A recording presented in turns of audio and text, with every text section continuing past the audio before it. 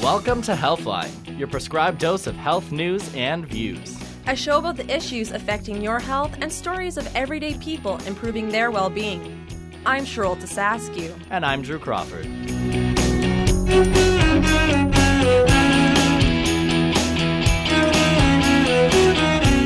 On today's show, a man who's faced death uses his story to inspire others. How music is helping those with physical and mental disabilities. And for stroke survivors, communication can be tough. But imagine waking up with a foreign accent. For a rare few, it's a reality. Those stories and more coming up on today's episode of Healthline.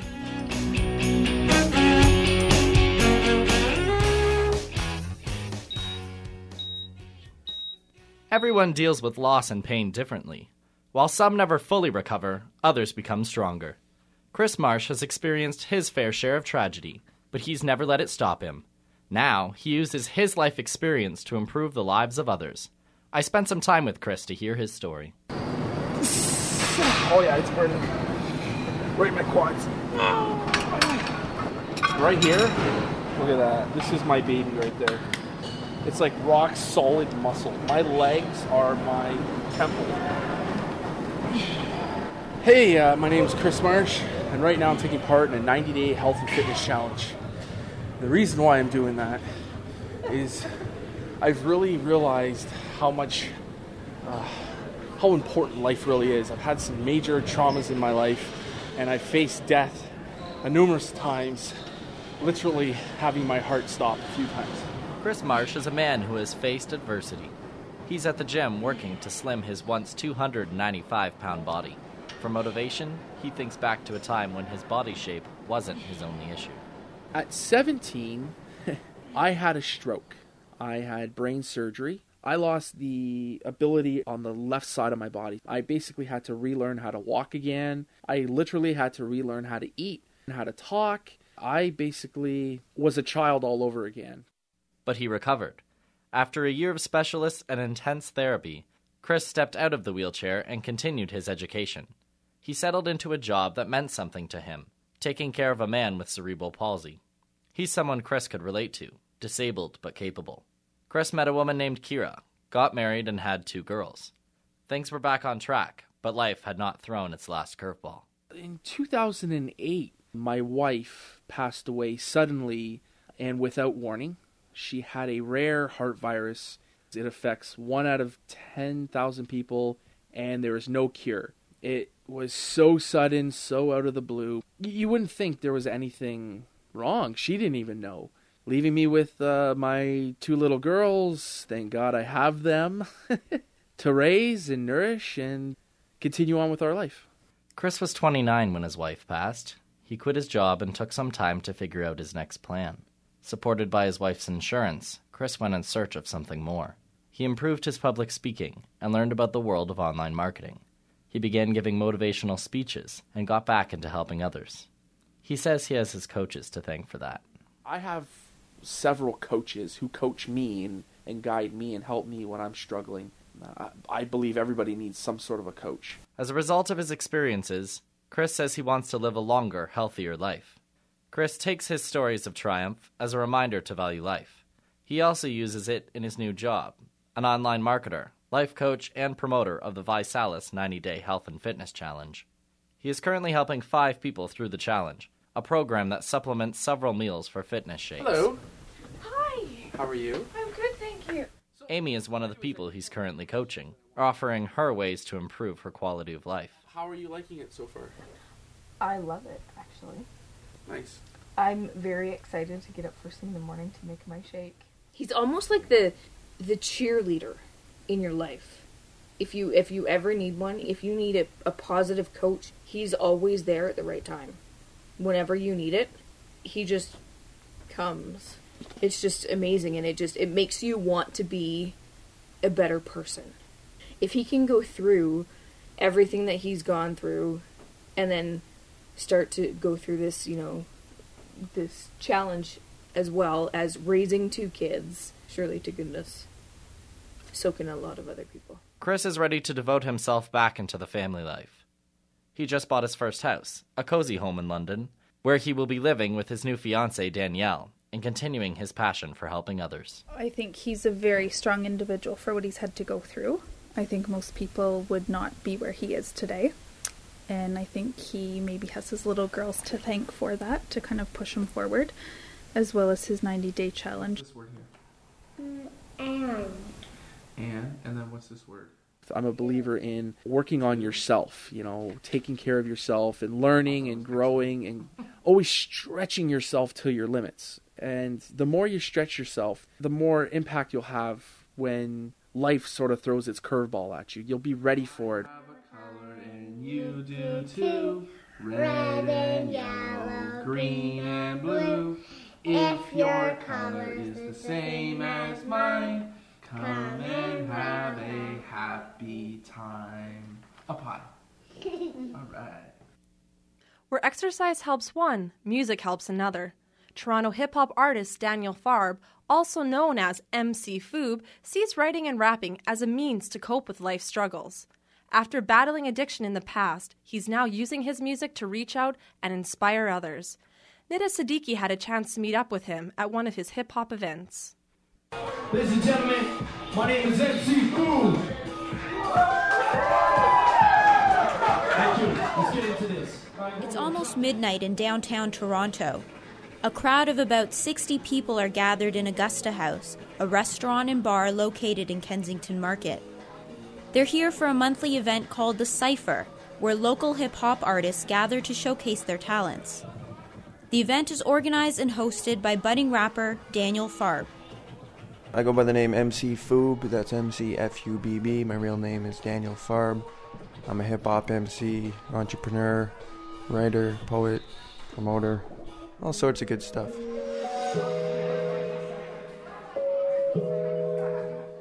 Daniel's wearing a baseball cap and a t-shirt with a picture of a microphone on it.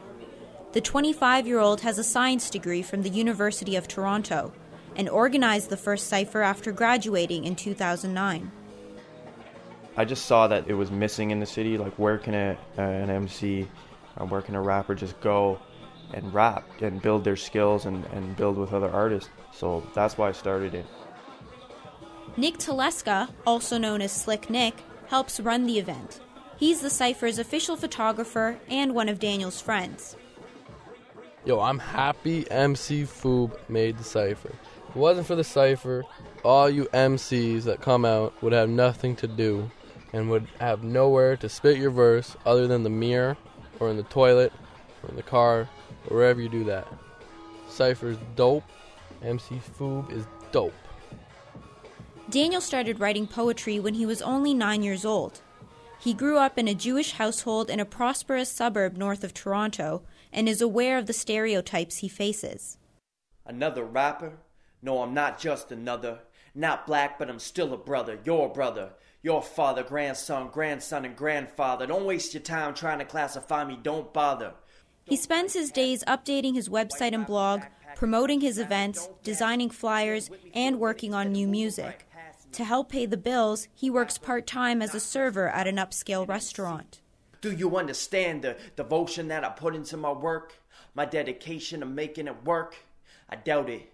His dedication to everything he does leaves him with little free time. But Daniel admits he wasn't always this focused and disciplined. During high school, I just got into smoking a lot of weed and drinking a lot. I became addicted to it and became kind of the focus of my life for a while. It kind of took me off track. And I got to a pretty dark place.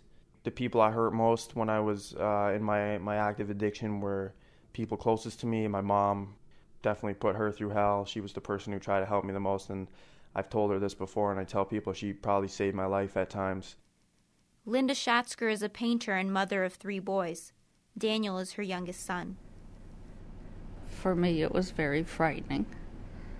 When your child is in trouble, you go into a zone where nothing else matters but helping your child. And I did. I did whatever I could. I never gave up on him. Thank God he's out of that period, and he's healthy, and he's well, and he's doing what he's doing now. Daniel's been sober for almost 6 years now. He believes his music helped him get through the tough times. Going through the struggles I went through in my past has definitely influenced everything in my life, including what I write about and what I rap about. I truly believe that people can transform and overcome the most difficult circumstances and then transform the environments around them as well. And I believe that because I've done it. I kind of see it as my role now to impart that message on others. Along with rapping at the Cypher, Daniel organizes a lyricist competition, encouraging other artists to express themselves as well. So basically, each MC is going to spit 16 bars. They're going to spit their best 16-bar verse. I encourage MCs to... I guess the main goal I have and the main reason I do everything I do is to create a positive impact on the world, as cliche as that sounds. And I think that through my own self-expression, through hip-hop, is probably the way I can inspire the most people and reach the most people who need it. You know, this is the first time I was hosting and not judging, and in some ways it was easier, in some ways it was harder, but it's all gravy. Ladies and gentlemen, thank you for coming out to the Cypher.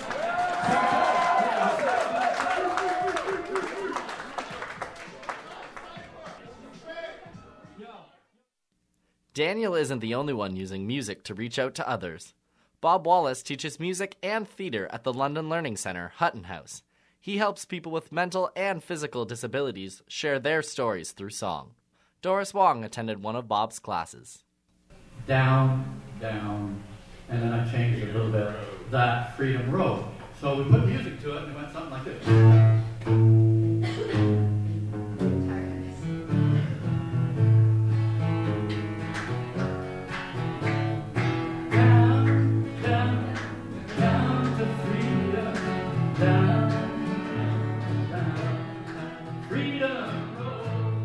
My name is Bob Wallace. I've been working here for 33 years, and I'll probably go till I'm 65, or 70, or 75. I never get tired of the individuals, I never get tired of the stories, I never get tired of any of the creative stuff that they do. It's just remarkable sometimes.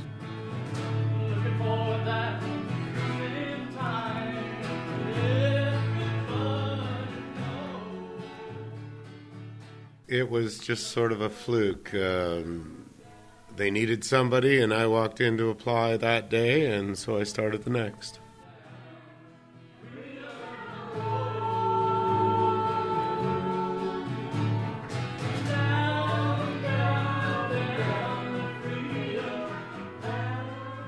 My name is Jeanette Duteau, and I've been here 25 years, and Bob's been here about 33, so we worked together for 25 years.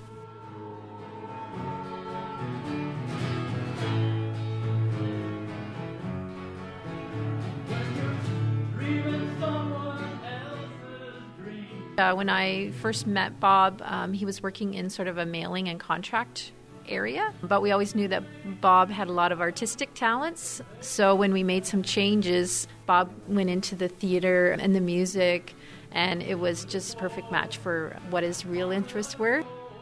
Well,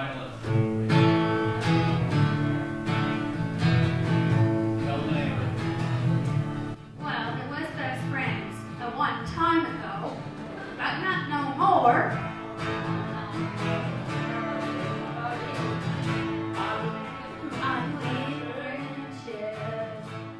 My name is Oriana Lee Snowden. I think I've been here 2 years.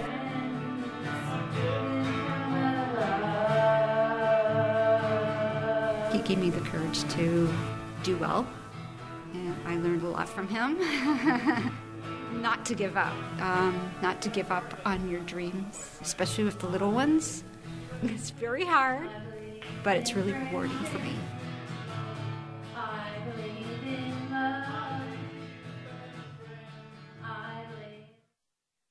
Heavenly song, what's gone wrong? Heavenly song, what's gone wrong? And Strato is... My name is Michael Gertz. I am with the drama group. Bob is not somebody who sugarcoats what he wants to say, that he just says what he means to say and whether you like it or whether you don't like it, he's going to speak his mind, and that's just the way it's going to be. Hi-yo, Serego! Away? It has given me a lot of confidence in myself and in my own abilities. It has given me that sense of self-esteem back that I lost many years ago. I think he is an excellent teacher. He has taught me a lot of what I know.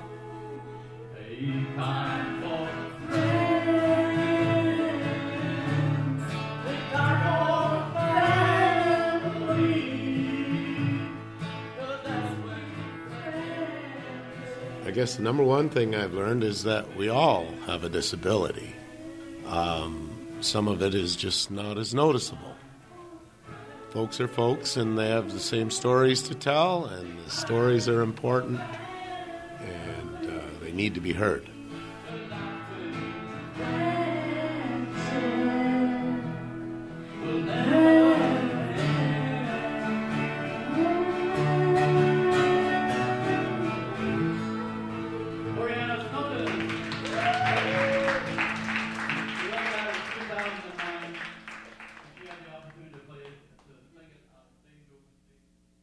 Imagine waking up one morning and not recognizing your own voice.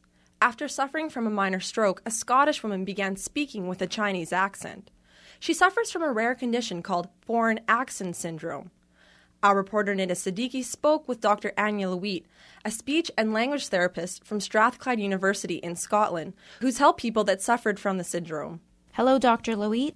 Hiya. For someone who's never heard of the condition before, foreign accent syndrome, it sounds very strange. Can you tell me a little bit about what foreign accent syndrome is? Yes, it's a speech disorder that happens primarily after a stroke, so you would have had some brain damage.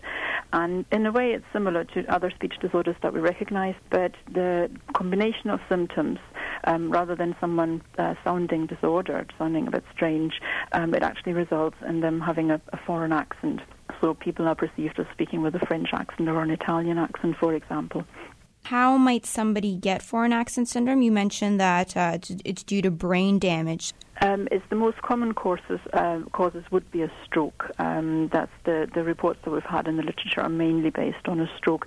There's been a case recently in Great Britain where the lady had some severe migraines, and there was some onset of foreign accent syndrome after one of the migraine attacks. Sometimes there's actually very little that the neurologist can find on a brain scan, but the person still speaks with the accent, so that there might be other contributing factors, but most of the cases that we know about, it was resulting from a stroke.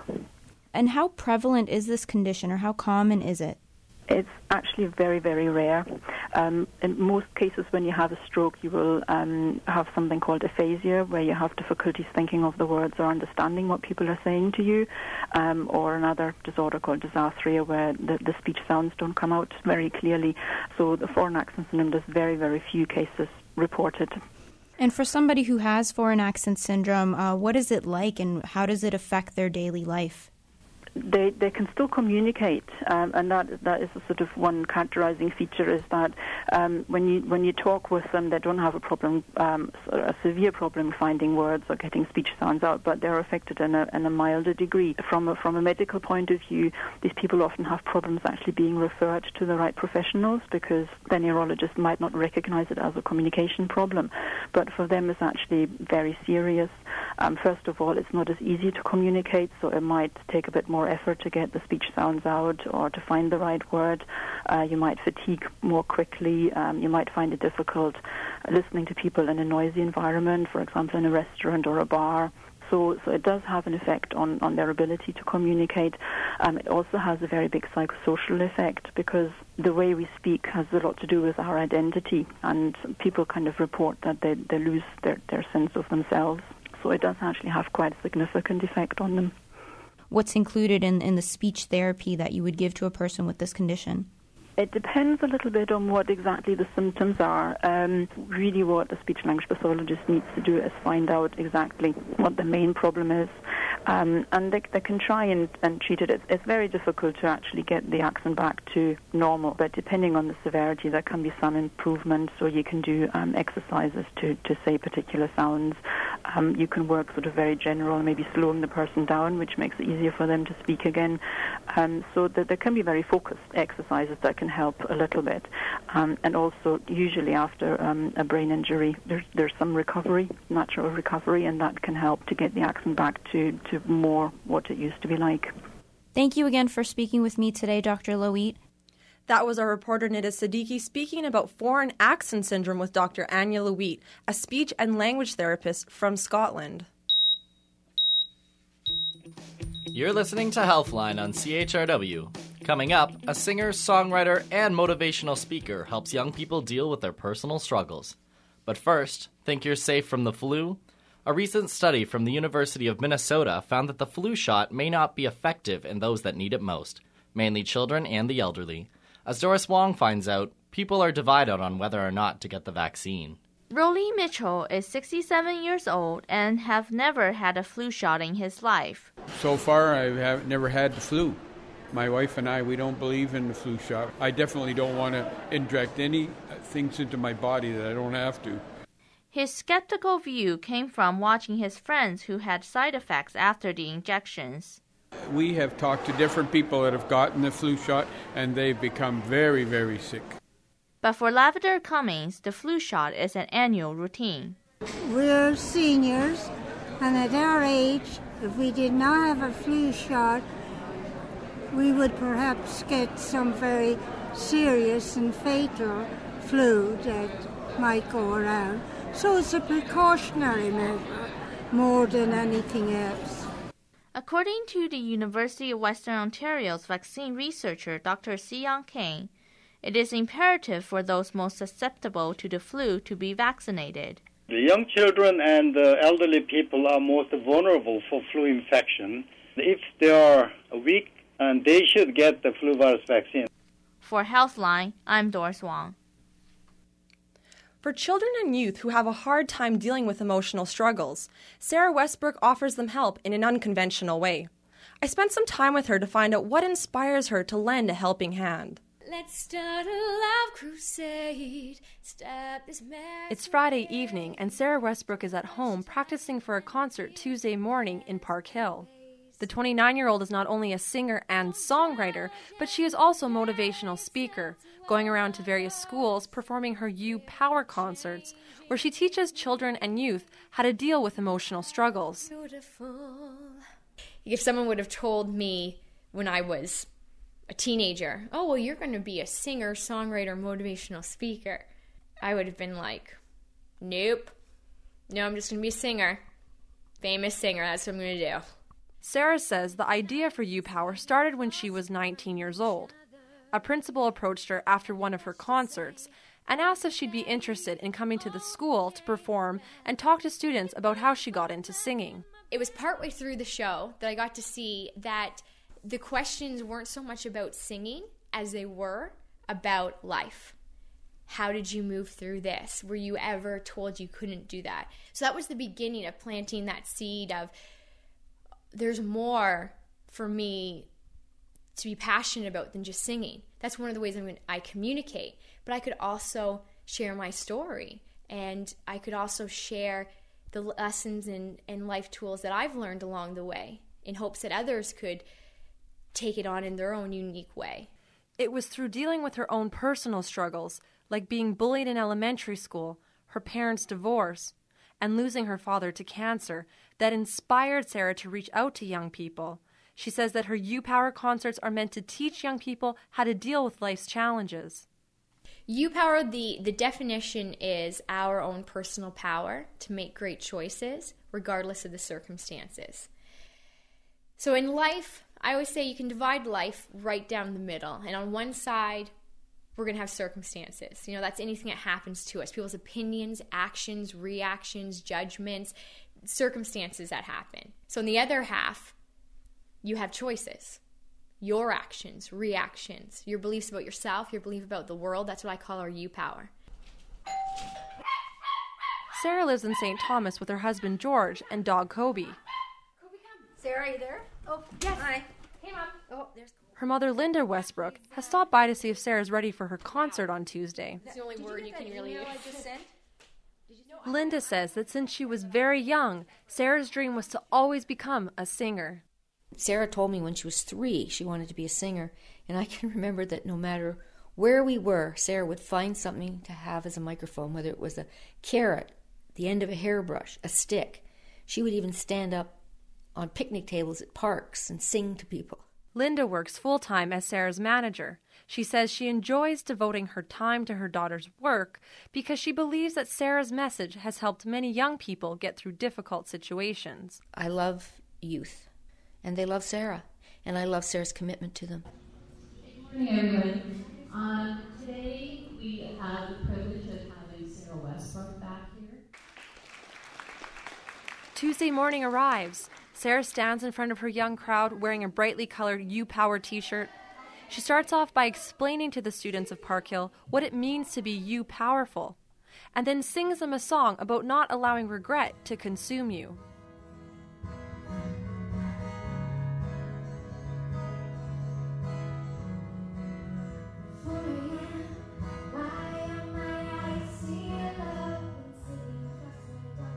Maggie and Michaela, both 11 years old, are sitting in the back row wearing matching You Power t-shirts, singing along to Sarah's songs and listening intently to her stories.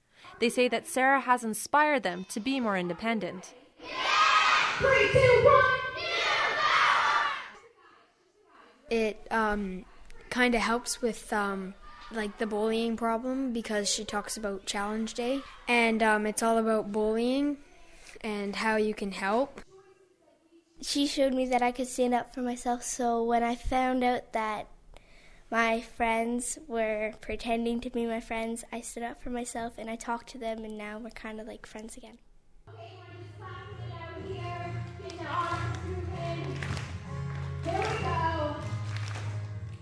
This is really my niche, is taking that. I'm passionate about character education. I'm passionate about why I do and think the things I think, and how to move through circumstances, and applying music with that and songwriting with that and being real and authentic is, for me, now, the perfect combination.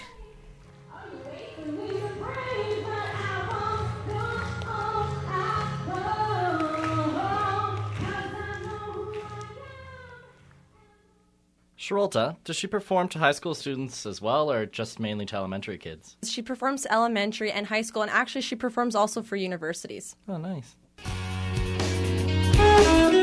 That's it for this edition of Healthline. We'd like to thank those who worked hard to put our show together. The woman running the show, producer Arden Dyer. Our associate producer and keep calm, get her done gal, Nida Siddiqui. Our writer and music man, Aaron Rathbone. And the girl taking it to the streets, our segment producer, Doris Wong. We're your hosts, Drew Crawford and Sherolta Saskew. Thanks for listening.